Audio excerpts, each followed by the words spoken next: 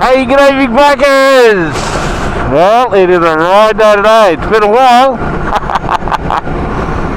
And here we are. We're back on the 901. And as you can probably tell, I've made a few modifications again. The plan is today heading out to... I got a balaclava on, so probably a bit muffled. Although it's not that cold. It's like 14 degrees here, so that's not bad. I'm expecting it to get cold as I go west though.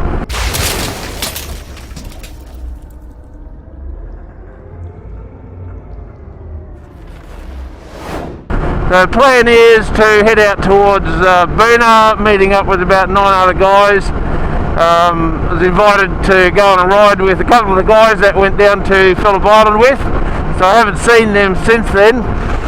You know, had the impact with the car on the bridle track, and then met them up again down at Phillip Island when I flew down. But you'll notice I put a short screen on. A couple of reasons. One is I used the big touring screen when I did that trip where we had the helicopter recovery, and it just obscures the vision of the camera, and you know, I've got to peek up over the top of it all the time, particularly when it gets dusty or in cold mornings or that sort of thing. I really didn't like that. So I got another short screen. This one looks a bit like Batman's mask. It's kind of got these little ears on it. So I don't know what that's all about. So that's its first try out. I've got this camera on here. I've got thick gloves on, so I don't think that's helping. There we go. I've put a new tyre monitoring system, tyre pressure mod TPMFs. Put a new one of them on because the other one obviously wasn't working. I've got rid of that. I didn't like the vision of the big stick in the way there, although it gave me some good footage. So we're just going to use this camera now to look back this way so I can give you that perspective. I seem to like it. What else? New front tyre. I haven't put a new back one on yet. I stripped the bike completely, and this is actually the first ride on it since I got back from that trip with Chris and Shane where we had the helicopter rescue. So it's been a couple of months, and in that couple of months I've been working quite a bit. I've been travelling. Miss Buttons and I have been away. Got a mate's got a beautiful catamaran, so we went away on that. I've been over to New Zealand a couple of times for work. Miss Buttons and I have been out on the scooter having picnics. It's like SeaWorld out there, baby. Is it? Yep. What's happening? Tell me, give me the lowdown. We sent Stevens to go out there to find Moby Dick and Flipper, and he delivered. Did you come up with the goods? There's whales, there's dolphins, there's surfers, there's magpies, there's seagulls, seagulls. It's a really cute Vespa. Right. Yeah, can't see that from here. It's not a bad shot though. What are we doing?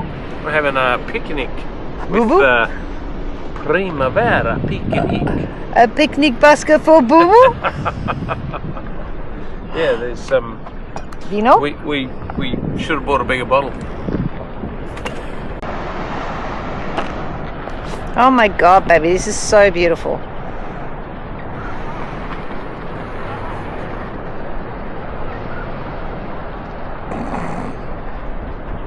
Go and show me scooter. Okay.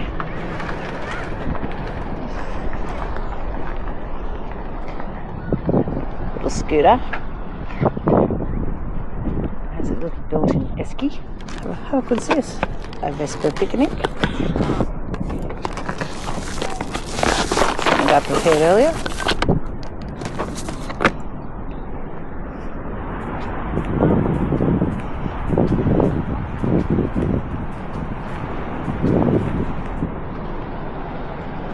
No, babe, I can't. I can. Oh, yeah. More importantly, you're such a bad influence. I know. So yeah, just I don't know. I mean, you tell me. Do you want to see that sort of stuff on DVA? Do you want me to show you what's happening outside of the rides? I don't know. You tell me. I'm happy to put up some clips about the stuff that happens outside my life, but I can't imagine anyone's going to find it terribly interesting, although that's about what's going on. So you know, I've got about an hour of riding to do before I get out to meet up with the guys. Some of them I've ridden with before, some I haven't.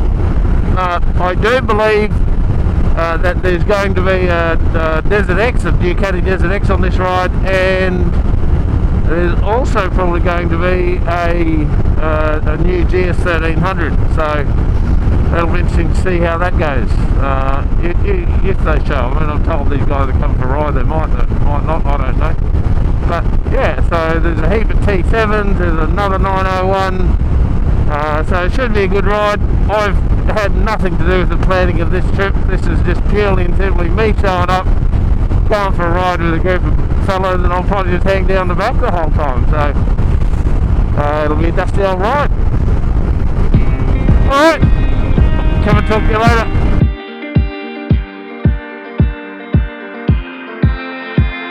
7 hours driving on the highway. Far away, far away, far away. Every moment I was spending on regrets was such a waste, such a waste, such a waste. Looking on the city lights, flashing bright in my eyes. Roads may be icy, look at that. I've never seen that one before. Temperature's dropped down to 4 degrees. And one of the things I love about riding a bike is you can feel it. Like, you know, there's 14 degrees in the tunnel, and then I've got down to 9, and then down to 6, and down to 4. And I got the heated grips on, and the heated seat, and my arms are a bit cold, but because I didn't wear thermals this morning because I thought it, you know, it won't get that cold. But I have got thermals with me for tomorrow morning because we're starting in Tenterfield and it will be freaking cold. But the thing I love about riding motorbikes is you can feel the change and you can smell the wildlife and it's a really tactile experience. You know, if you're a touchy-feely person, you will enjoy riding motorbikes because of, you know, the vibration through the handlebars, the bike's moving. You're just aware of what's going on, you know, it's just beautiful. It's a real sensory experience, and people who don't ride motorbikes don't understand it, they don't get it, and that's okay. But it is just such an amazing experience. I don't think the chances of the roads being icy are very high this morning, given that the altitude is very low, but the bike's just going, yeah, there could be ice around, just be careful. Yeah, you never know, stranger things can happen. Alright, we're half an hour out.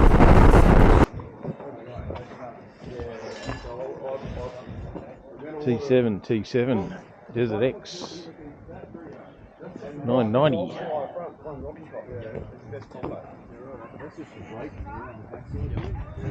Look at that. That's a very, very sexy sticker kit Sherbo. Very good. Box set with a short screen. 1190 and another T7. There's an 890 down there. So we're heading off shortly.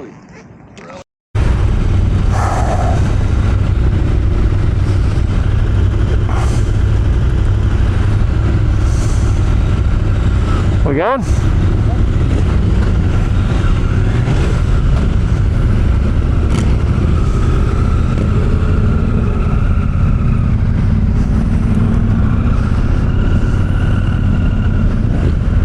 I don't normally do big rides, group rides. This should be fun. Alright, so covering a lot of ground today that we have done before. We're going to head down through Cannon Creek Road, head over to Maroon and then White Swamp, then up the back through to Urbanville and just top up the tanks on the T7s. We'll probably all just top up some fuel at Urbanville, and then through Paddock Slats Road to Drake. And I'm just going to ride mid-pack today. Although there is a corner marker system going, so I'll be moving around a little bit as the day goes on, which will be alright.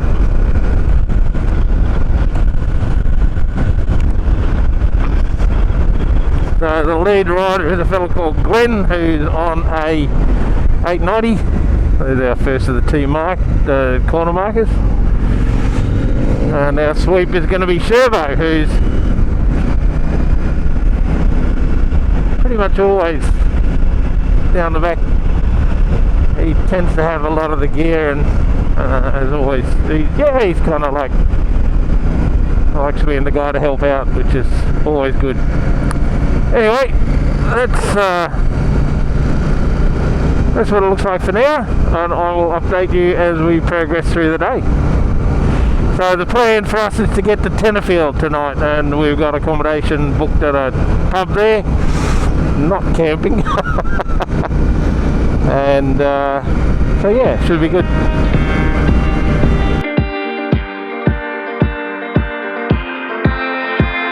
7 hours driving on the highway, far away, far away, far away.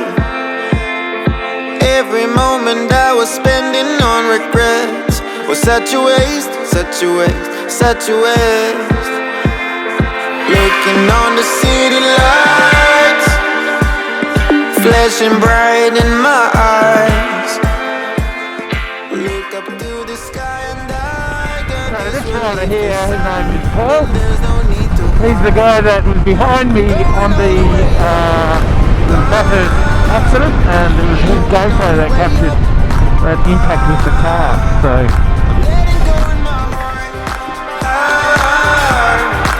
everything that holds me down, no, no. And it's feeling like I've been T7, let's see, 1190, 990, Ducati Desert X, T7.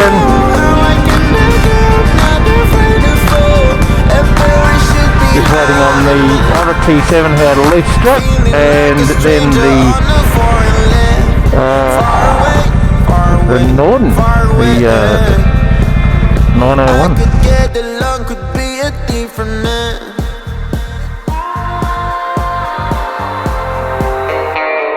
Looking on the city lights, flashing bright in my eyes.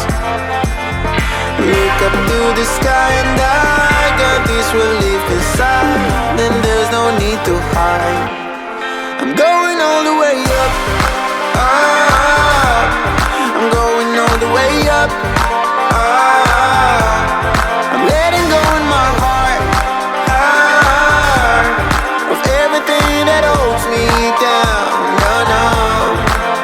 And it's feeling like I've been in the roof. I can feel the love, oh yeah, it's all around me.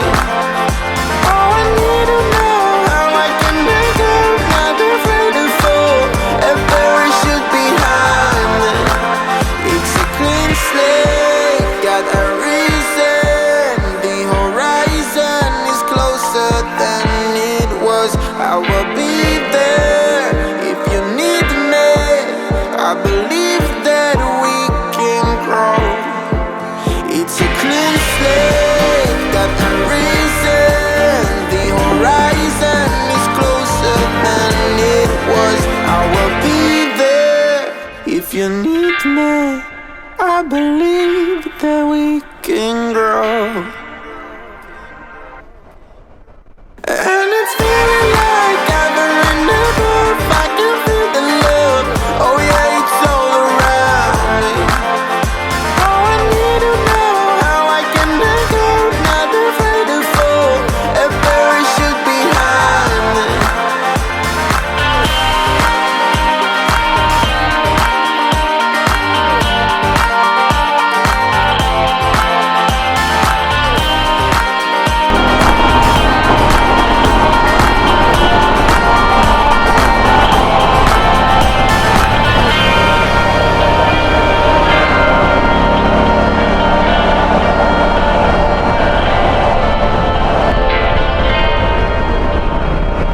this is Cannon Creek Road, an old favourite.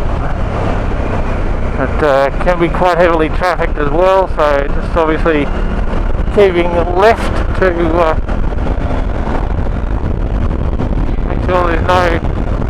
A lot of these guys are very, very proficient riders, so the pace is actually quite hot.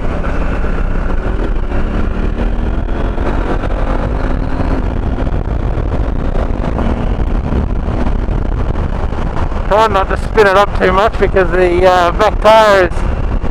it'll see the couple hundred k's that we got left, but that'll be the end of it. I probably should have changed it, but I've just been travelling so much I haven't really had the opportunity, so...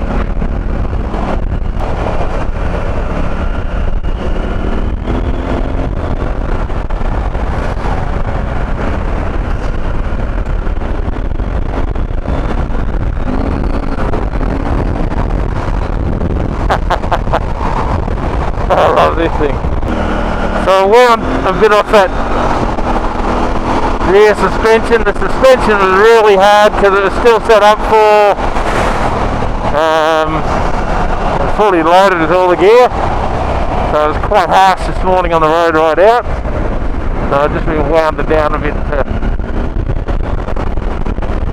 give it a bit more compliance with the current weight.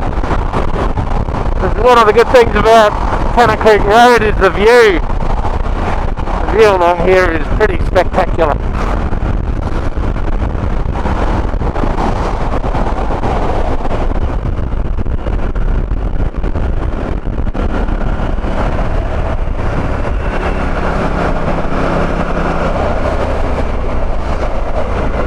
Keeping left, keeping left. Just like right up.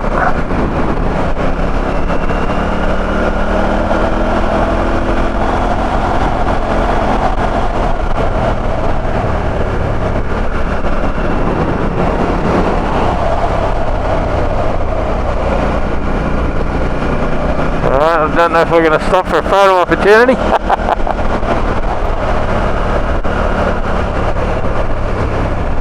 Obviously not. That's the spot right there.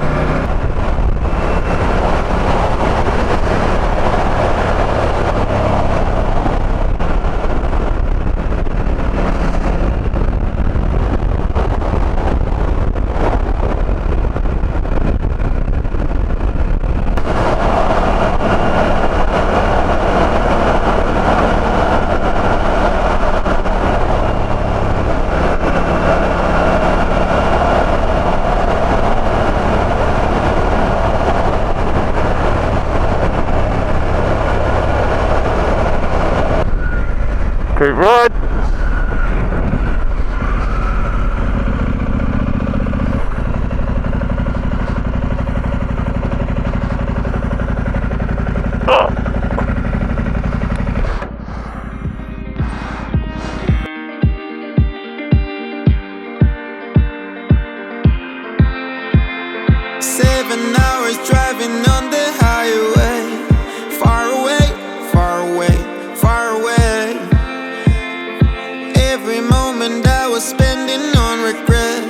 Such a waste, such a waste, such a waste.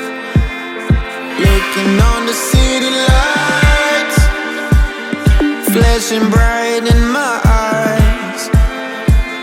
Look up to the sky and I got this relief inside. Then there's no need to hide. I'm going all the way up, I'm going all the way up.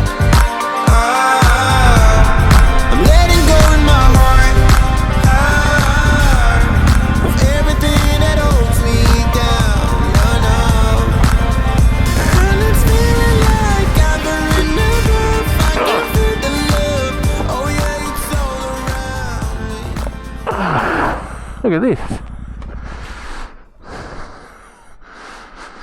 The BPA sticker up there. Shithouse ADV rider. I don't know what the other ones are. Alright. So we're having a glove change. Everyone stopped, had a pee and a drink and a bit of a break. Camera's running. So everything's actually going really well. We're on White Swamp. I think this one's called... Let's not muck around anymore. I think that's what it's called. Okay.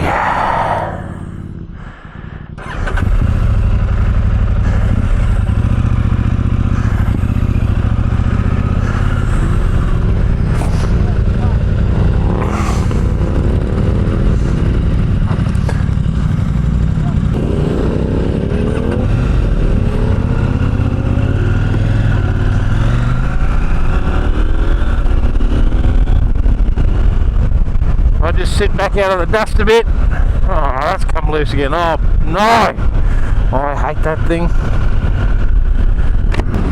Now the only problem here is when you head into the wind, you're getting everyone's dust. But as soon as you get the side breeze, you know, the road changes into a different direction, and the breeze, the wind, the dust just blows away. So the plan is we're going to run down through to Karela, Old Karela, and then off to the Mount Lindsay Highway, and then we're going to just take that forestry track through the back to Urbanville and just top up the fuel on the T7s because there is no fuel at Drake. Get everyone topped up at Urbanville so we can make it all the way through to Tenterfield without anyone having any fuel issues. Although Sherbo does have a bladder with him. And that's one of the things I love about this bike is just the fuel range it's got.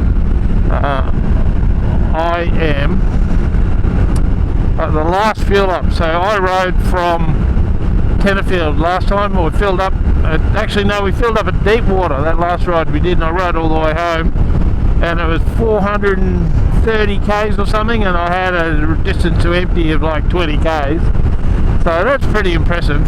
And you know, that was all mostly highway work, and that was with a deflating front tyre. So yeah, that was a good bit of fun, that trip.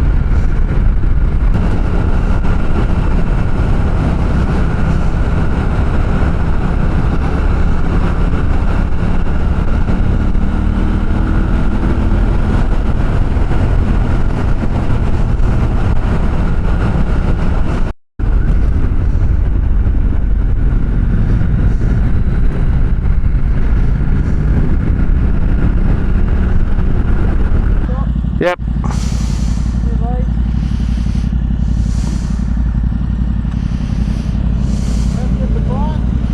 Oh, love it. Yeah. Yeah. Really happy with it.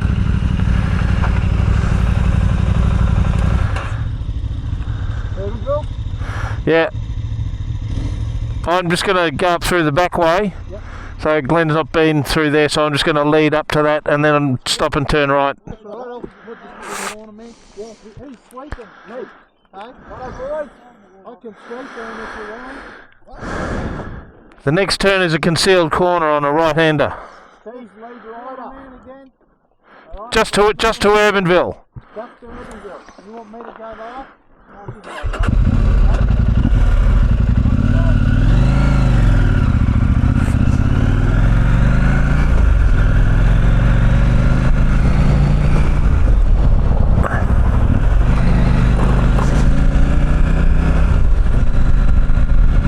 So I'm just going to go lead rider up to this back road, up to the back road into Urbanville, because Glenn's unfamiliar with that one.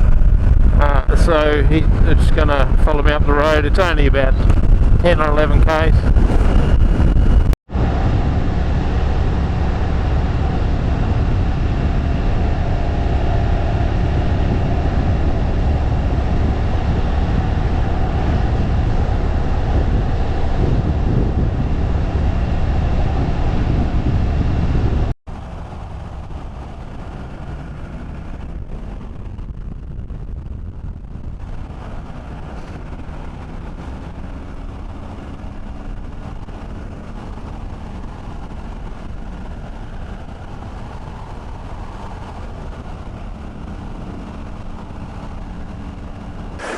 Alright, that's the stop at Urbanville. For fuel, only, well, for two reasons. One is the T7s probably wouldn't make it to Tenterfield without topping up, so we topped them up. And the other thing is there's no fuel at Drake anymore, so we're going to the pub for lunch there, but there's no fuel at Drake before we head through the back of Rocky River Road up into Tenterfield. So we saw a Facebook post the other day that the Billy Rimba fire trail's been closed off by the farmer. So it's not the state forest or the government that's done it, but the guy that owns the access road. He's chained the track up, not because motorbikes, but because of four-wheel drive's cutting it up. So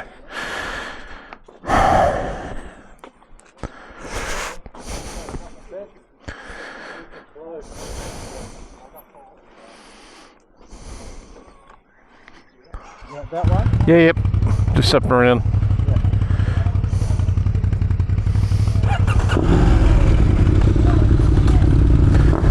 Alright, let's go.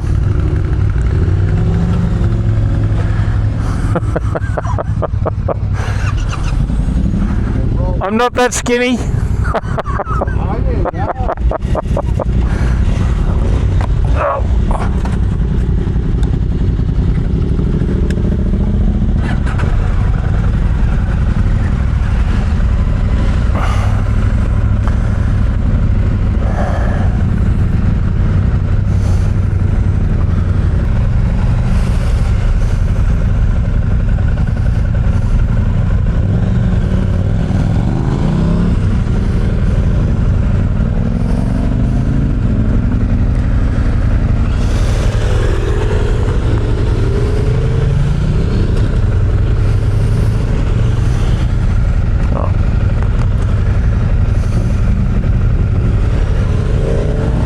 Mate, it's a very pretty motorcycle. Oh, I love it. Oh, it's great. Love it. Alright, we are now heading towards, we've just left Urbanville, we're heading to Drake via Paddy's Flat Road. So we're going to duck down Paddy's Flat Road, which, it's one of the iconic roads in the area, but it's not that great anymore. It's a lot of traffic, a lot of four-wheel drives, and it's been almost ready to be sealed now. So, but anyway, look, we're going to do it because it takes us in the general direction of travel, and then we'll cross over the Braxton Highway. I think we're stopping at Drake for lunch. And then we're going to stop at, we're going to cross over into Long Gully Road, then up into Rocky River Road, and then we'll have to basically start at Rocky River Road onto the Billy Rimba Road, not the Billy Rimba fire trail, and then up into Tenterfield, and we've got rooms booked at a pub at Tenterfield. Fun will begin. Alright, Paddy's Flat Road next.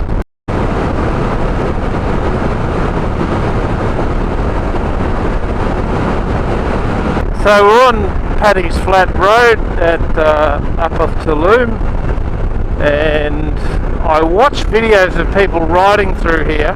They come to what's known as the tank traps, and we're not there yet, but we will be. And it just, I hear a lot of people saying, what are the tank traps for? What's the purpose of these? How long they've been here? And it's interesting to me that, and look, there was a period of time where I didn't know, nor did I really care too much about history, but then you kind of start looking back, and there's a really, really interesting story about the tank traps and why they're there. So if you're coming down Paddy's Flat Road next time and you see the tank traps, let me tell you why they're there. They're not just here, they're actually up on the Mount Lindsay Road just outside Tenterfield as well. And the reason for that, and if you want the full unabridged history, because I'm going to give you the short version, have a Google of the Brisbane Line, L-I-N-E, and not the Brisbane Lions, the football team, the Brisbane Line. So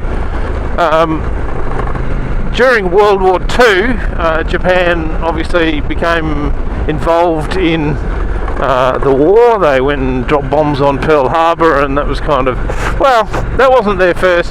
See, they were already invading China. Japan, that's going to be the problem. There's so many branches on this story.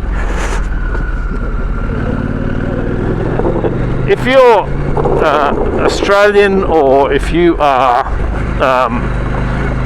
learnt, the USA or England or wherever you're from, and you learn history at school, Western history about World War II, we only get history of the Western civilization. We don't really get to talk too much about what was happening in the East, as they call it, between Japan and China, leading up to World War II. So while Germany was invading Poland and assassinating leaders and invading different parts of Europe, Japan was also invading China, and China and Japan have been at war for a variety of reasons over many centuries.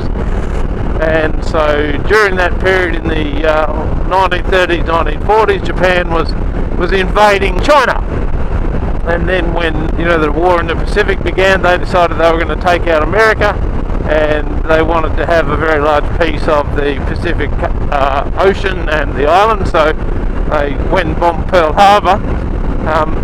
But again, what you don't seem to hear about, because Pearl Harbor and the bombing of Pearl Harbor was such a big event and killed so many people. It was a pivotal moment in World War II, because it then got the Americans involved in the war, which is, and there's a few branches there that the British Secret Service knew about the attack on Pearl Harbor before it happened, but didn't tell the Americans because they wanted the Americans involved in the war. But anyway, that's a completely different story. But a lot of people don't realise that the Japanese dropped more bombs on Darwin, which is in northern Australia. They dropped more bombs on northern Australia than they did on Pearl Harbor. Darwin copped an absolute hammering from the Japanese, and the last stand for the invasion from the north was Papua New Guinea. So there was a massive battle through Papua New Guinea, and you've heard of the Kokoda Line and all that sort of stuff, and that's all connected. If Japan was successful in invading, there was a contingency plan that was drawn up by the Australian military and the Australian government, that they were prepared to sacrifice if the Japanese invaded Papua New Guinea and they made it through, and they were able to, because the Japanese were sending submarines. Remember, the mini subs were attacking Sydney Harbour, so Australia was under attack from the Japanese, and they had a contingency plan called the Brisbane Line, and that was a line on a map that they drew. So the Brisbane Line went from Moreton Bay right out through Tenterfield and out through this way, and that was a line the government was prepared to sacrifice the north part of Australia to the Japanese and put the new battle line at what is known as the Brisbane Line, which is where the tank traps all the way through this area were placed. Now, if you have a look at Moreton Bay, there used to be out on Moreton Island a whole heap of cannon emplacements and barracks and bunkers all over that island facing into Moreton Bay, on one side of Moreton Bay, and on the other side of Moreton Bay at Bribie Island. Some of these structures are still there. If you're interested, you can go out and take your four-wheel drive and have a look at some of these structures on Bribie Island, Moreton Island. And there's on the mouth of the Brisbane River, there's a military installation called Fort Lytton, and they had submarine nets in the river, and they had cannon placements on the river. And so the plan was, if any Japanese vessels came into Moreton Bay, they would be able to be attacked from Bribie Island and from Moreton Island and from the mouth of the Brisbane River. So that was kind of where the line was drawn. But if the land invasion got established, then they started bringing tanks into this part of the country. Then this was the line. This was the front line that was going to be drawn, and this is where the battle, they were going to make a stand. This is where the Australians were going to make a stand against the Japanese. Now, unfortunately, that never happened because we were able to stop them at Papua New Guinea and out in the Pacific. But the purpose of the tank traps, for everyone that's come across this road and goes, oh, what are those tank traps for? That's the reason they're there, is because they were part of the Brisbane line, and that's all going back to the early 1940s and World War II. So there you go, a little bit of history. But as I said, there's lots of branches to that tree. If you want to follow that, there's a real rabbit hole of history down through the Brisbane line, and you know why they chose Brisbane and all of that. There's a whole heap of. If you're interested and you want to, you know, instead of doom scrolling on your phone, go and do some history and research the Brisbane line. That's perfect. 2 more. So yeah, that's what the tank traps are for. So there you go.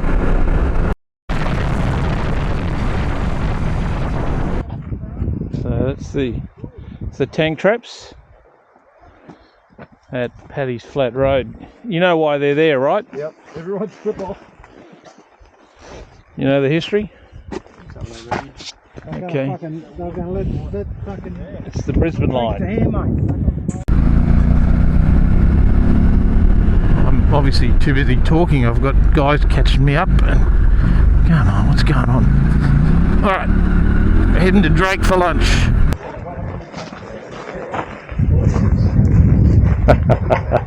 Team Husky. Sure, Team Husky, absolutely. Thought too short, mate. 100%. Mine is too short.